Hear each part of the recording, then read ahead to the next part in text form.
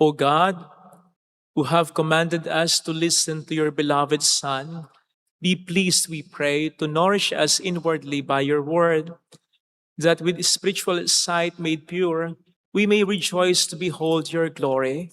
Through our Lord Jesus Christ, your Son, who lives and reigns with you in the unity of the Holy Spirit, one God, forever and ever. Amen. On the first reading, God calls Abram away from the security of his land and home to form from his chosen people. The call of Abram symbolizes our pilgrimage of faith.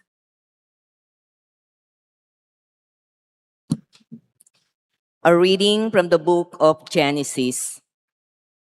The Lord said to Abram, "Go forth from the land of your kinsfolk and from your father's house to a land that I will show you. I will make you a great nation, and I will bless you. I will make your name great, so that you will be a blessing. I will bless those who bless you, and curse those who curse you. All the communities of the earth shall find blessing in you." Abram went as the Lord directed him. The word of the Lord. Thanks be to God. Lord, let your mercy be on us as we place our trust in you. Lord, let your mercy be on us as we place our trust in you. Upright is the word of the Lord, and all his works are trustworthy. He loves justice and right. Of the kindness of the Lord, the earth is full. Lord, let your mercy be on us as we place our trust in you. See, the eyes of the Lord are upon those who fear him, upon those who hope for his kindness, to deliver them from death and preserve them in spite of famine. Lord, let your mercy be on us as we placed our trust in you. Our soul waits for the Lord, who is our help and our shield. May your kindness, O Lord, be upon us, who have put our hope in you. Lord, let your mercy be on us as we place our trust in you.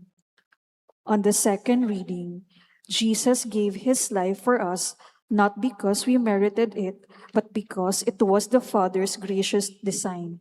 Paul invites us to be thankful by bearing our share of the hardship for the sake of the gospel. A reading from the second letter of St. Paul to Timothy. Beloved, bear your share of hardship for the gospel with the strength that comes from God.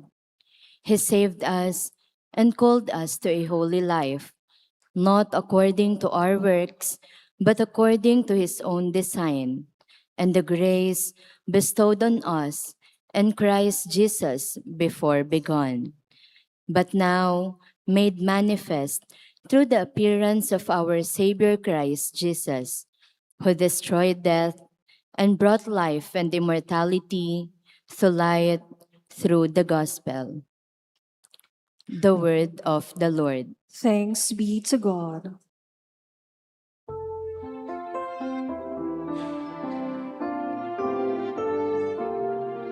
Sa ulap na maliwanag, ito ang siyang pahayag ng Diyos Ama na nangusap. Ito ang mahal kong anak, dugot kong iginang lahat. Sa ulap na maliwanag, ito ang siyang pahayag ng Diyos Ama na nangusap. Ito ang mahal kong anak, dugot kong tingin ang lahat. The Lord be with you. and with your spirit. A reading from the Holy Gospel according to Matthew. Glory to you, O Lord. Jesus took Peter, James, and John, his brother, and led them up a high mountain by themselves. And he was transfigured before them. His face shone like the sun, and his clothes became white as light. And behold, Moses and Elijah appeared to them, conversing with him. And Peter said to Jesus in reply, Lord, it is good that we are here. If you wish, I will make 3 tents here, one for you, one for Moses, and one for Elijah. While he was still speaking, behold, a bright cloud cast a shadow over them. Then from the cloud came a voice that said, This is my beloved Son, with whom I am well pleased. Listen to him. When the disciples heard this, they fell prostrate and were very much afraid. But Jesus came and touched them, saying, Rise, do not be afraid. And when the disciples raised their eyes, they saw no one else but Jesus alone. As they were coming down from the mountain, Jesus charged them, Do not tell the vision to anyone until the Son of Man has been raised from the dead. Sisters and brothers, the Gospel of the Lord. Praise to you, Lord Jesus Christ. Welcome sa Our Lady of Last at Quasay Parish, kung saan ayos lang pong umiyak, sasamahan tayo ng mahal na ina sa pag-iyak at sa pagdarasal upang maging maayos ang lahat. Lahat naman po siguro tayo mayroong tinatawag na comfort zone. Tumutukoy sa mga tao, bagay, sitwasyon, maging ugali, kilos natin na naging komportable na tayo. Kasi matagal na nating kasama, matagal na nating ginagawa, matagal na nating ginagamit, matagal na nating naranasan. Kaya nasanay na tayo. Naging komportable na tayo. Ito ang dahilan kung bakit hindi madaling iwan para sa atin ang mga comfort zones na yan. Halimbawa, may mga tao na hindi na magawang makipagkapwa-tao. Dahil ang mundo na nila ay ang pamilya nila. Ang focus nila ay ang pamilya na lang nila. Ang comfort zone nila, therefore, ay pamilya nila. Minsan hindi ka na makakain sa ibang mga restaurant kasi ang comfort zone mo, yung dati mo nang kinakainan kung saan alam mo na ang o-orderin mo. Minsan, may mga taong ayaw nang mag-apply for a higher position or mag-try ng ibang skills kasi ang comfort zone nila ay yung nakasanayan nilang trabaho. Minsan may mga taong magsasabi na, ganito na ako, ito na ang ugali ko. So yun yung comfort zone na nila. Ayaw lang mabago. Alam po ninyo, hindi masamang makontento eh. Pero nagiging masama ang pagiging kontento kung may improve pa talaga tayo. Katulad nung dialogue nga na yun, ganito na ako eh. Hindi po pwede yun kasi habang nabubuhay tayo, dapat tayo nagbabago. Kung mabuti na tayo, dapat mas maging mabuti pa tayo. At kung may mga hindi mabuti, dapat ito ang mabago. Baka sabihin ng Panginoon, ayaw mo nang magbago, sige, kukunin na kita. Habang may buhay, dapat nagbabago ang tao. Sinasabi po natin ito sapagkat ito ang isa sa mga sinasabi ngayon ng ating mga pagbasa. Stepping out of our comfort zone. Sa ating unang pagbasa, pinapaiwan ng Diyos kay Abraham ang kanyang comfort zone.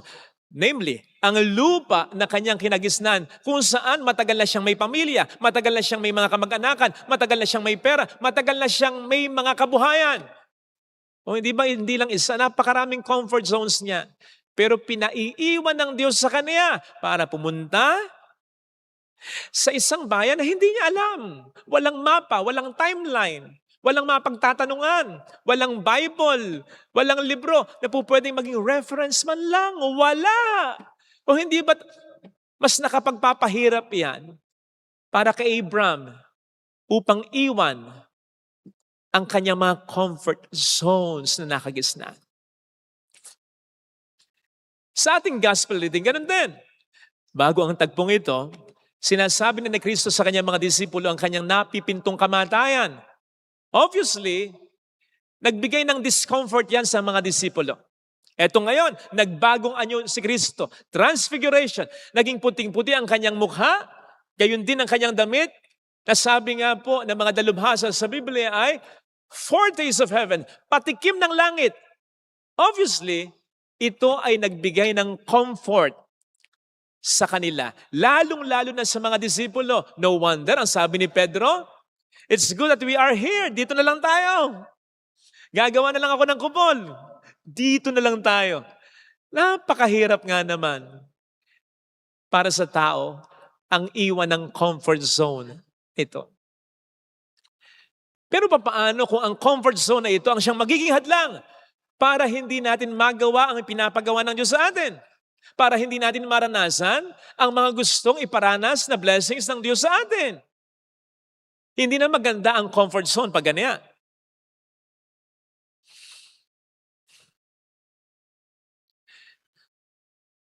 Naalala ko tuloy yung kwento tungkol sa isang hari na niregaluhan ng isang magandang agila. Yun nga lamang, yung agila hindi marunong lumipad kasi pinalaki ng dapo lang sa sanga, nakatali ba? Ngayon lang. Gusto ng hari na lumipad yung agila. Pinatanggal niya yung tali. Hindi pa rin lumipad. Pinatawag niya isa sa pinakamagaling na trainer ng ibon sa kanyang kaharian. Paliparin mo yan. Gusto ko mapalipad mo yan. Lumipas ang linggo, ang buwan, hindi na palipad. Mahal na hari, ayaw talagang lumipad.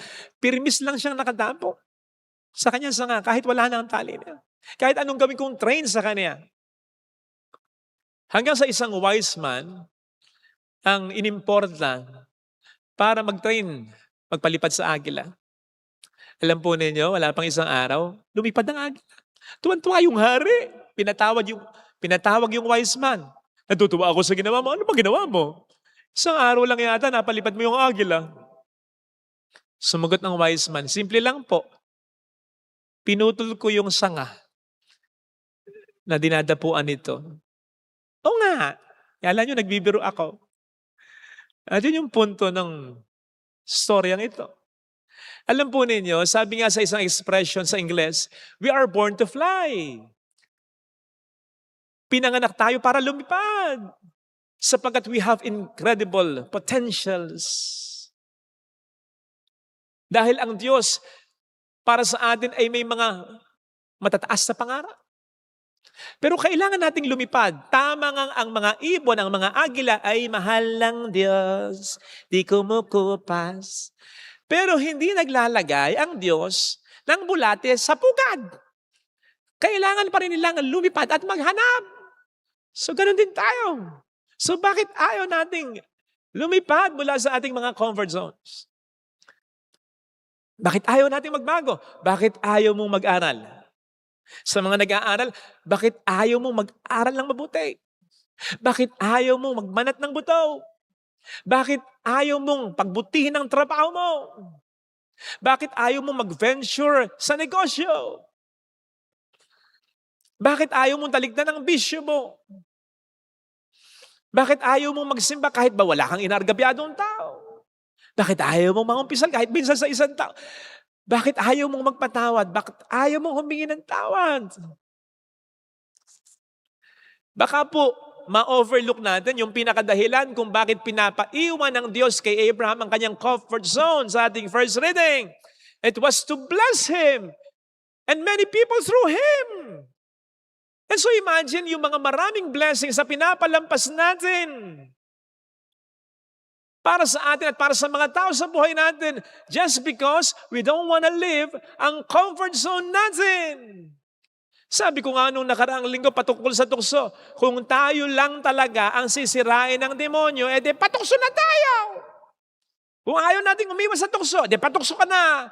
Kung ikaw lang ang sisirain ng demonyo, pero alam mong hindi lang ikaw ang sisirain ng demonyo, pati asawa mo, pati mga anak mo, pati pamilya mo. Kaya mas dapat tayong umiwas sa tukso. Ngayon naman sasabihin ko, kung tayo lang ang mabe-bless, di wag na tayong pa-bless. Okay lang. Kung ayaw nating iwanan ng comfort zone natin. But here, God is telling us na hindi lamang tayong gusto niyang i-bless, kundi yung mga tao sa buhay natin, kung iiwanan lamang natin ang comfort zone natin. Kaya mas dapat nating iwanan ang comfort zone natin. Kasi kung hindi rin mabe-bless ang mga tao sa buhay natin. And that should give us discomfort. When we are missing the better kind of life, better kind of blessings, which God wants for us and the people in our lives. Kaya, salute. Kaya, salamat talaga sa mga taong iniiwan ng comfort zone nila para sa Diyos at para sa kapwa, lalo na para sa kanilang pamilya. Yung pwede namang mabuhay ng sarili lamang nilang inaasikaso nila, wala pang masyadong stress at problema. Pwede naman ganun ang buhay nila, yun ang comfort zone. Buhay ko na lang asikasuhin ko. Pero iniisip ka pa niya, kahit may sariling buhay siya, kahit pwedeng hindi na, iniisip ka pa rin niya, ay, blessing yung mga taong yon.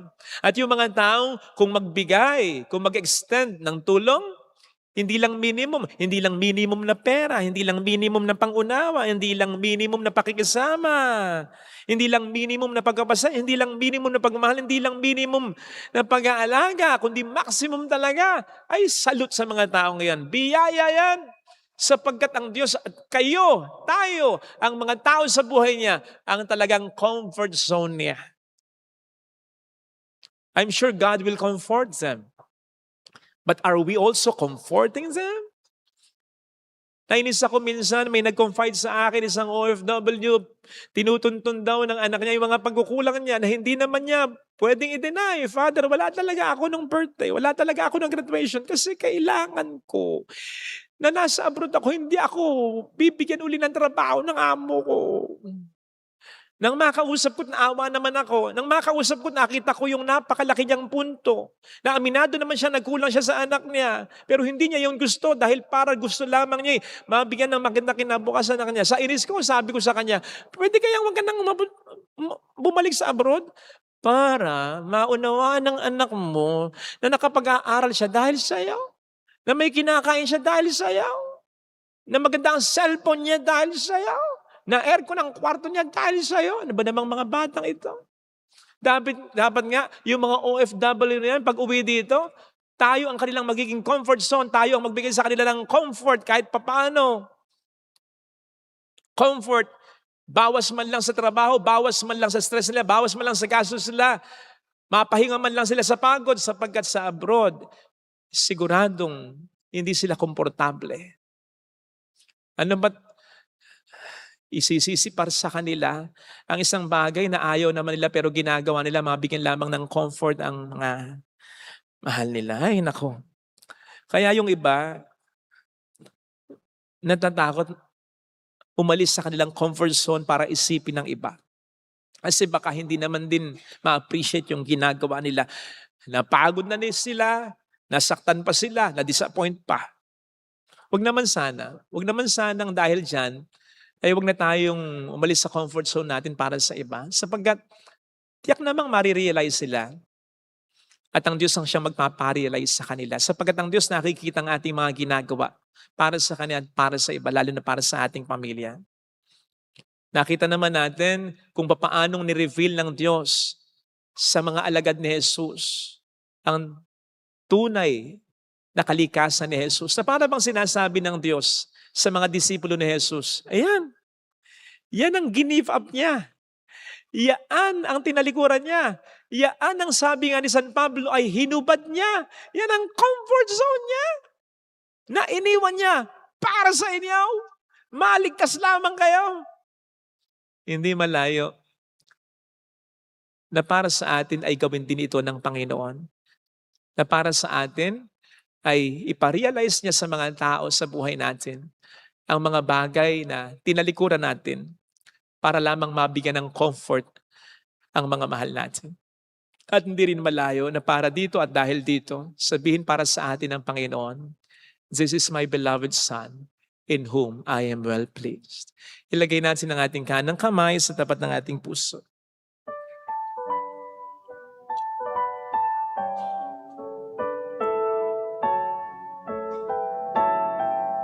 Awitin natin.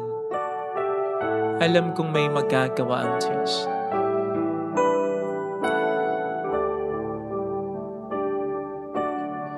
Alam kong may magagawa.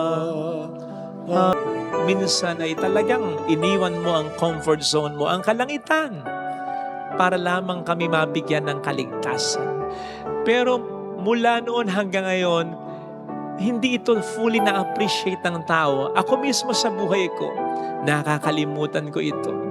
Alam kong masakit kasi ayaw ko din na na-overlook at hindi pinapahalagahan ang mga sakripisyong ginagawa ko.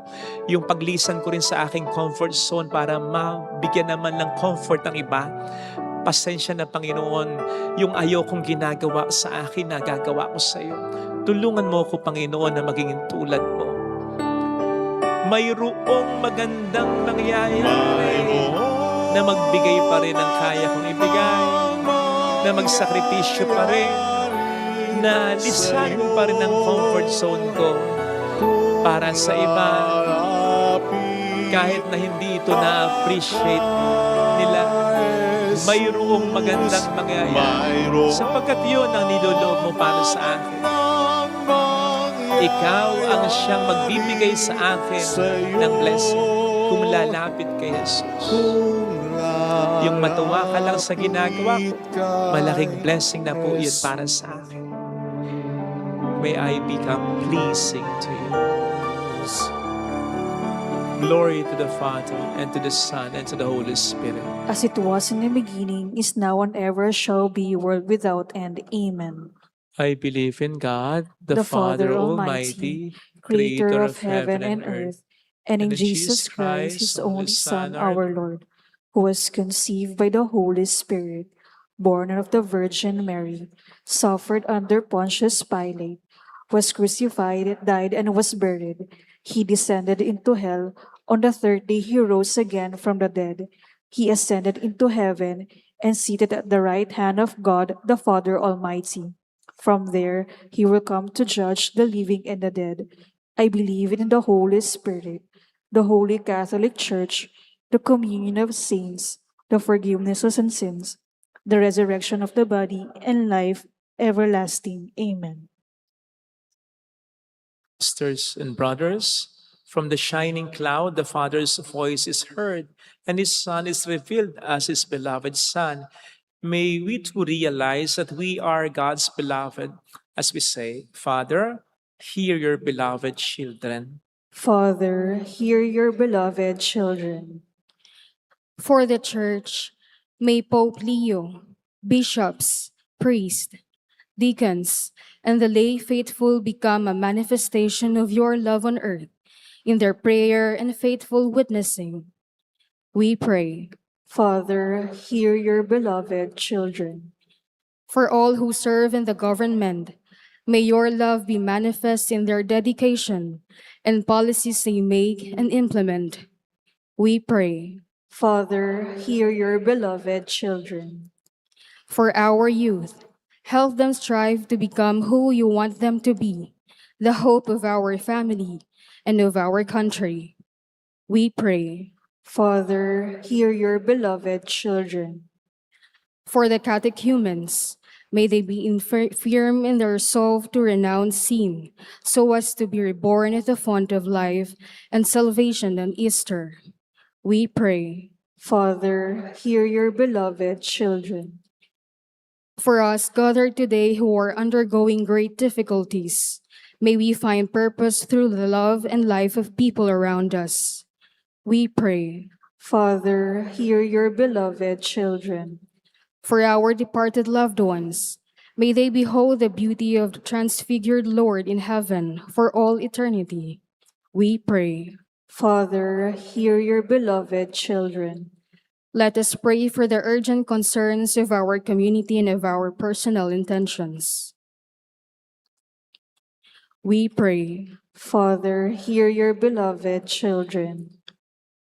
Father, hear your beloved children, draw us closer to you, so that we too may love you as you love us, through Jesus Christ our Lord. Amen.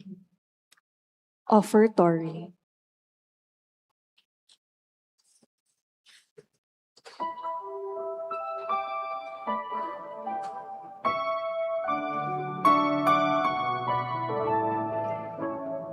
O Diyos, narito ang tanging alay ko at sa kamay mo inihandog ko alak at tinapay aming pinagpaguran maging aming buhay tanging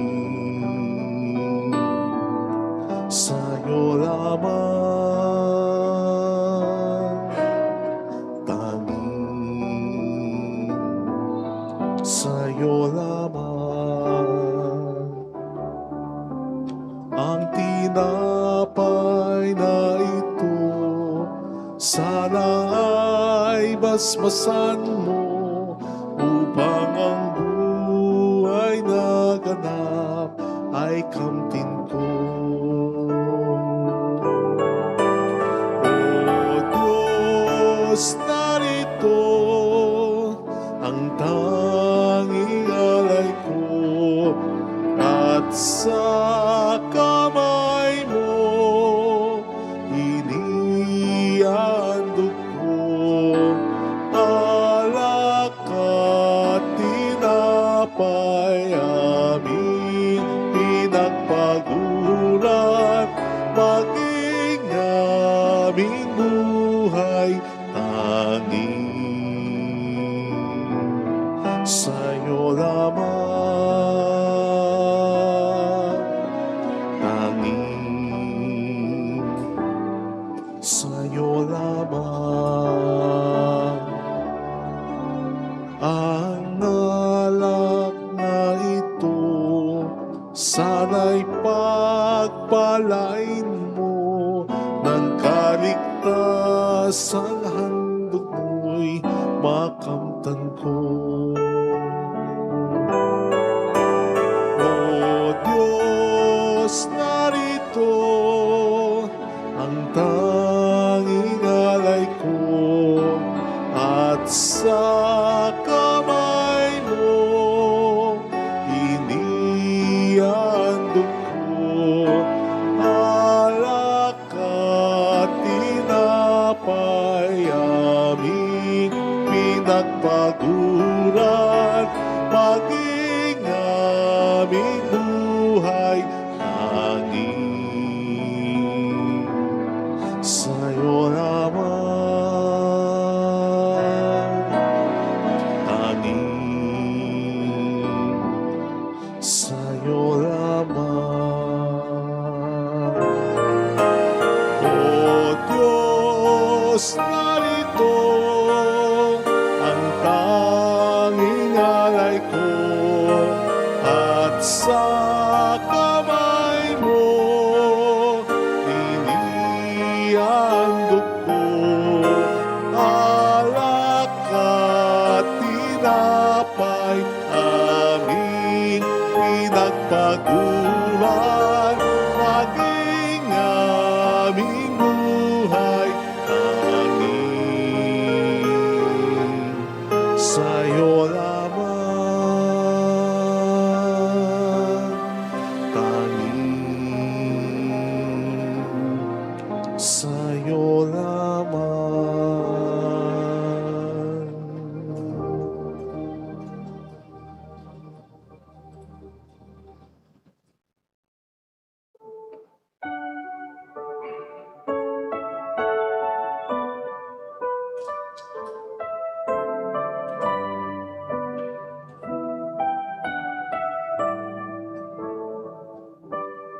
Sa iyong ialay ang buhay at kalakasan karanasan, sapagkat ito ang nararapat sa katulad mong matapat. Dahil sa pag-ibig mo, ang buhay ko ay nagbago. Sa tuwing na ang ninanais ko ay laging maglingkod sa iyo.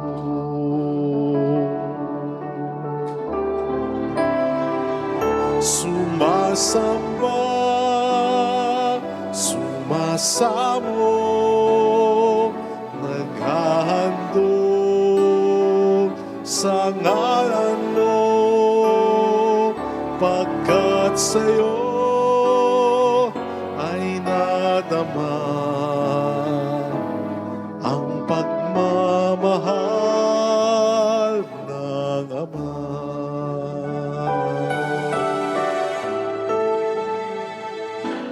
Sa iyong kabanalan,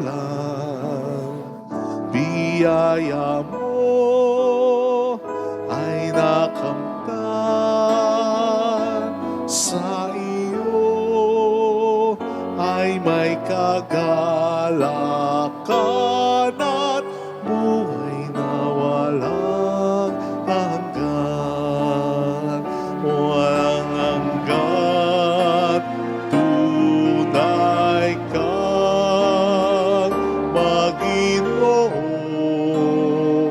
na malas ko sa Kalbaryo.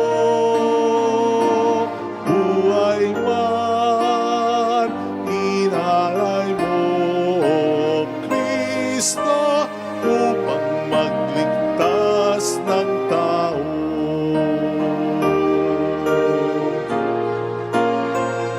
Sumasamba, sumasamo, naghahandog sa ngalan mo, pagkat sa'yo ay nadama ang pagmamahal ng Ama. Sumasamba, sumasamo, naghahandog sa ngalan mo,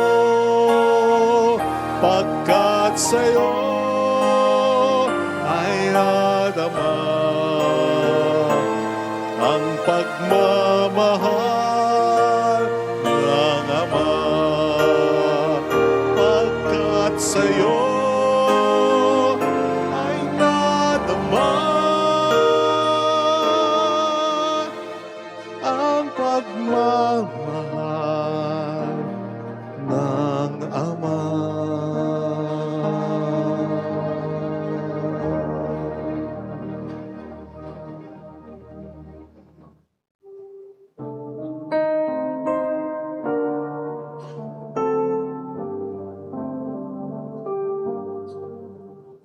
Buhay pagmamahal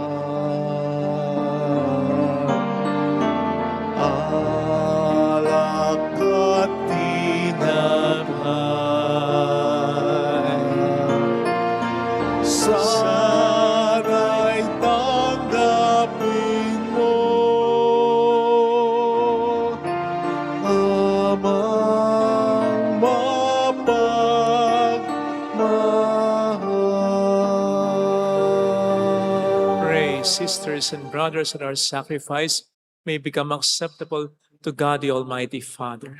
May the Lord accept the sacrifice at your hands for the praise and glory of his name, for our good and the good of all his holy church.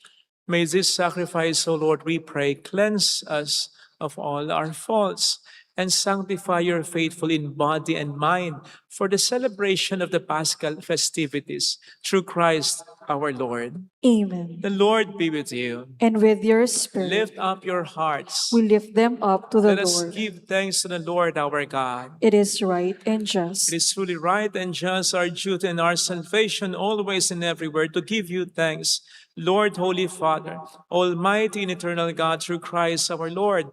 For after he had told the disciples of his coming death on the holy mountain, he manifested to them his glory, to show even by the testimony of the law and the prophets that the passion leads to the glory of the resurrection. And so, with the powers of heaven, we worship you constantly on earth, and before your majesty, without end, we acclaim, Holy, Holy, holy Lord God of hosts, heaven and earth are full of your glory. Hosanna in the highest. Blessed is he who comes in the name of the Lord. Hosanna in the highest.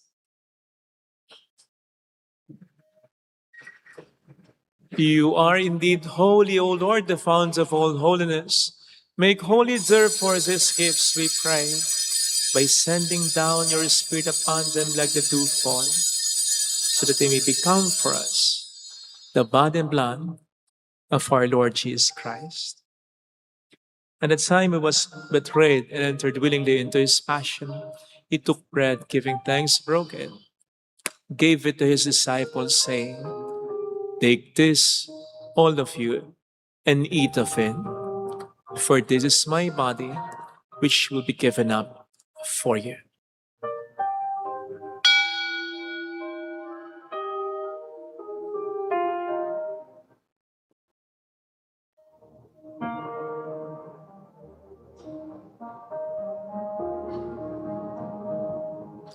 In a similar way, when supper was ended, he took the chalice and once more giving thanks, gave it to his disciples, saying, "Take this, all of you, and drink from it, for this is the chalice of my blood, the blood of the new and eternal covenant, which shall be poured out for you and for many, for the forgiveness of sins. Do this in memory of me."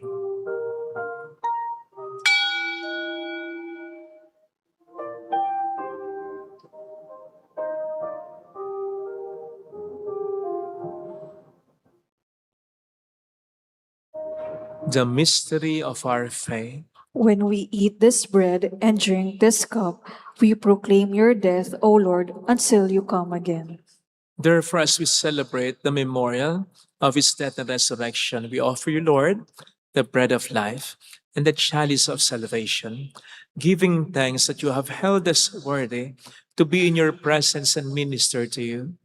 Humbly we pray that partaking of the body and blood of Christ, we may be gathered into one by the Holy Spirit. Remember, Lord, your church is spread throughout the world and bring her to the fullness of charity, together with Leo, our Pope, and Dennis, our Bishop, and all the clergy. Remember also our brothers and sisters who have fallen asleep in the hope of the resurrection, especially those for whom we will now pray.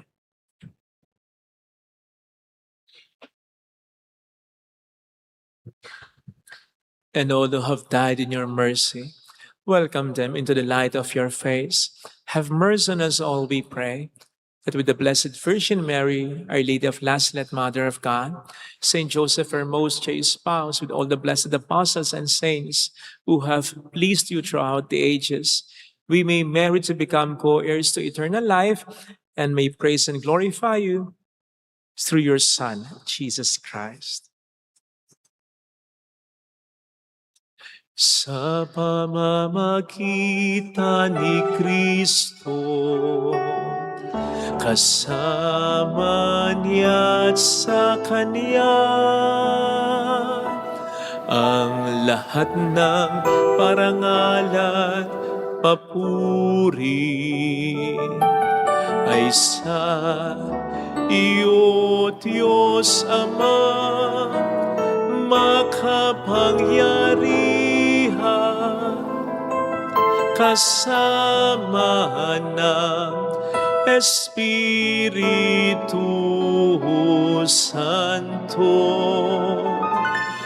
magpasa walang hanggan.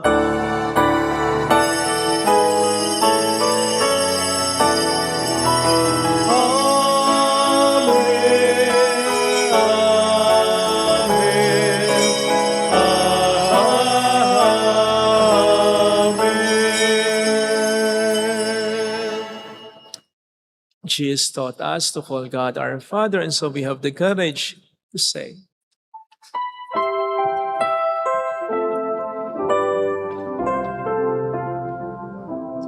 Our Father, who art in heaven, hallowed be thy name.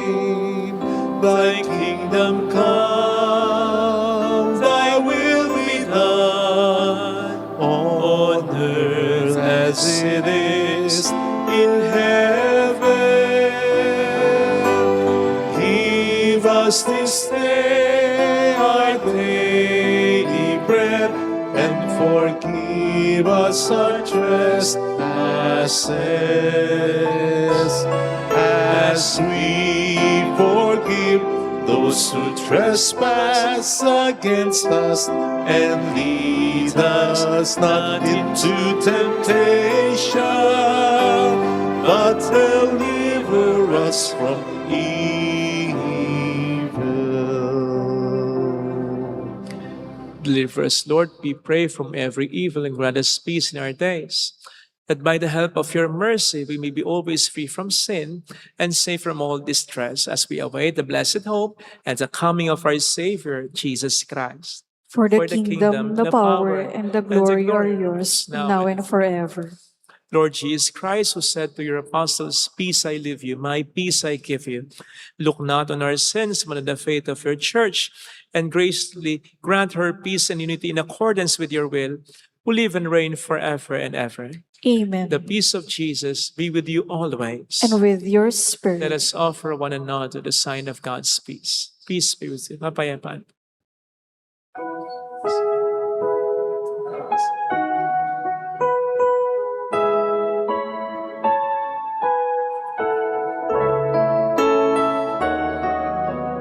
Lamb of God, you take away the sins of the world. Have mercy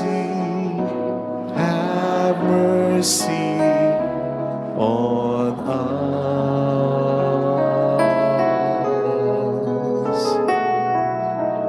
Lamb of God, you take away the sins of the world. Have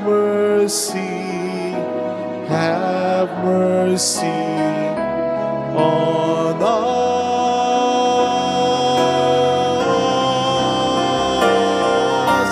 Lamb of God, you take away the sins of the world.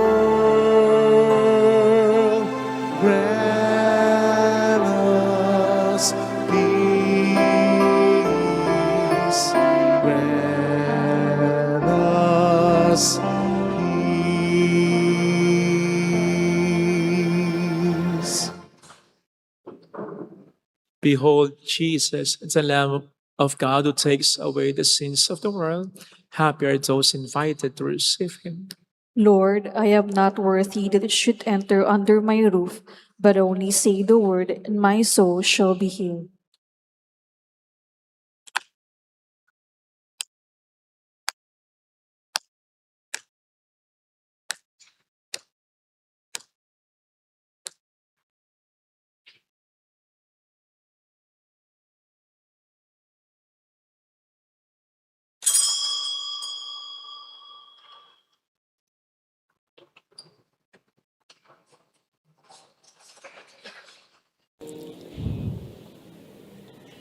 an act of spiritual communion. My Jesus, I believe that you are present in the most holy sacrament. I love you above all things, and I desire to receive you into my soul. Since I cannot at this moment receive you sacramentally, come at least spiritually into my heart. I embrace you as if you were already there and unite myself wholly to you. Never permit me to be separated from you. Amen.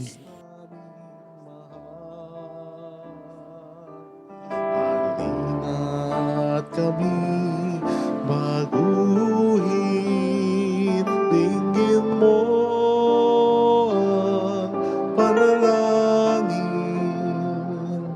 ng bayan mong dumaraing. Kami ngayon ay tunghayan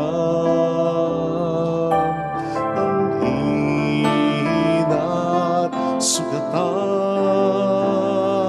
nagkukulang sa pag-ibig at biyayang minamahal. Halina, aming Ama, isugo mo ang Espiritu nang kami ay matulad sa iyong anak na si Jesus. Halina, aming Ama, isugo mo ang Espiritu nang kami ay matulad sa iyong anak na si Jesus.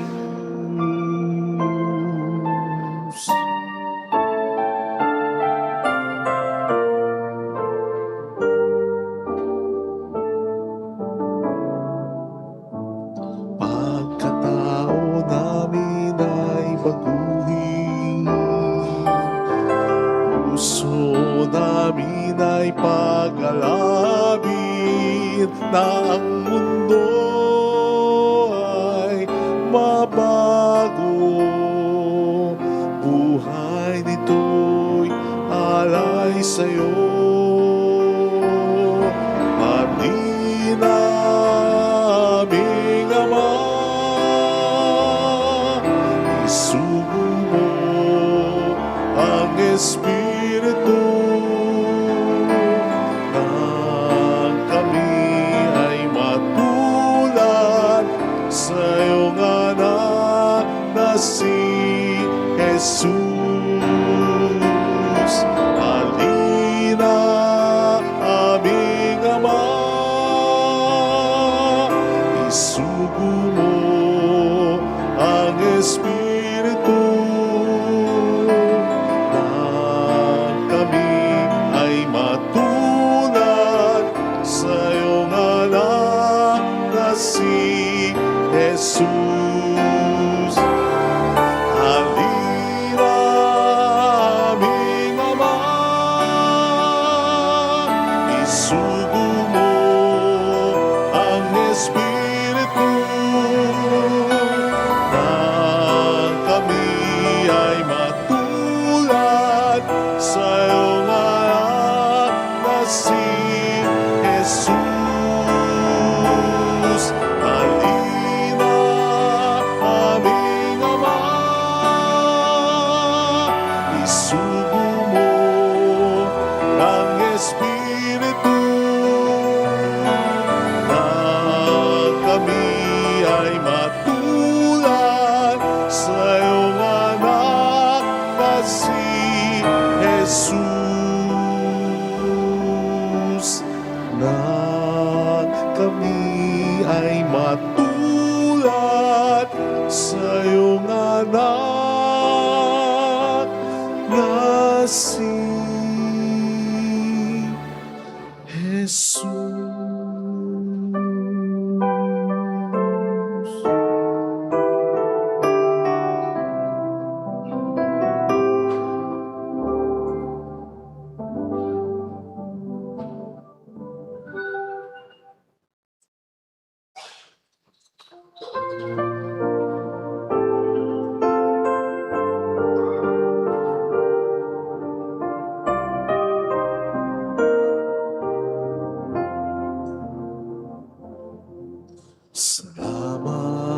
Salamat sa'yo, aking Ama. Salamat sa iyong mga likha. Salamat sa liwanag ng araw at buwan. Salamat sa'yo, Diyos. Salamat sa buktong mong anak. Salamat sa iyong pagliligtas. Salamat sa buhay na walang hanggan. Salamat, salamat sa'yo. Walang hanggang pasasalamat. Sa'yo'y aming sasabitin. Maging sa uling sandali ng aming buhay, pasasalamat sa iyo'y walang hanggan.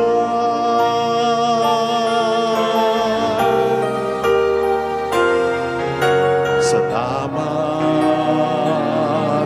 sa buhay ko ito. Salamat at ako'y ang binago.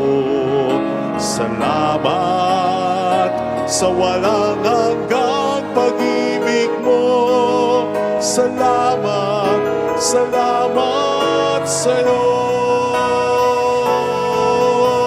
Walang hanggang pasasalamat.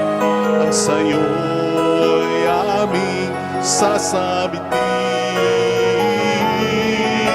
Maging sa uling sandali ng aming buhay, pasasalamat sa iyo'y, pasasalamat sa iyo'y, pasasalamat sa iyo'y walang hanggan.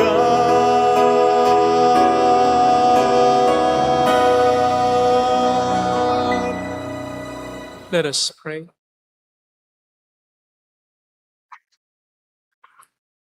As we receive these glorious mysteries, we make thanksgiving to you, O Lord, for allowing us while still on earth to be partakers even now of the things of heaven, through Christ our Lord. Amen. Holy God, Holy Mighty One, Holy Immortal One. Have mercy on us and on the whole world. Holy God, Holy Mighty One, Holy Immortal One. Have mercy on us and on the whole world. Holy God, Holy Mighty One, Holy Immortal One. Have mercy on us and on the whole world. Jesus, King of Mercy, We trust in you. alalahanin. Alahanin, O mahal na Birhen ng Lasalet, Ina ng pag-asa, Ikaw ang nagpapaalala sa aming magbalik loob sa Ama. Ito ang nagpapatunay na ang kagandahan mo'y natiling busilak. Sa pag-aaraga mo sa amin, tungkulin mo'y tinupad. Sa paanan ni Kristo'y itinuring mo kaming mga tunay mong anak. Kaya ninais mo'y isa'y huwag mapahamak. Maging sa iyong walang tigil na pananalangin, pati luhay pumatang. Huwag nawang mawala ng saysay ang iyong paghihirap. Hiling nawa naman sa iyo, O aming inang liyag, na matapos sa pakikibakan namin sa mundong ito, sa pananatili naming tapat kay Kristo, sa kapurihan mo'y makibahagi kaming ganap, upang kung nasan ka ngayon ay maparunding kaming lahat, at ang kaganapan ng kalwatigan ng Diyos sa may tuluyang matupad siya nawa. Mahal na Bira ng Lasalet, kapagkasundo ng mga makasalanan. Ipanalangin mong walang batid kaming mga dumudulog sa iyo. Maraming pong salamat sa inyong pakikisa at sa mga tulong na binibigay ninyo.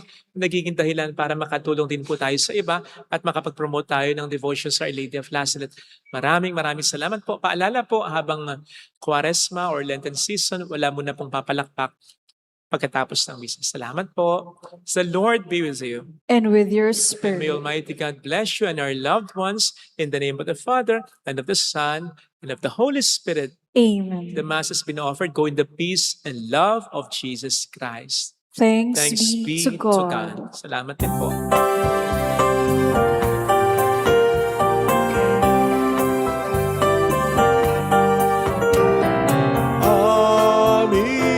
Aming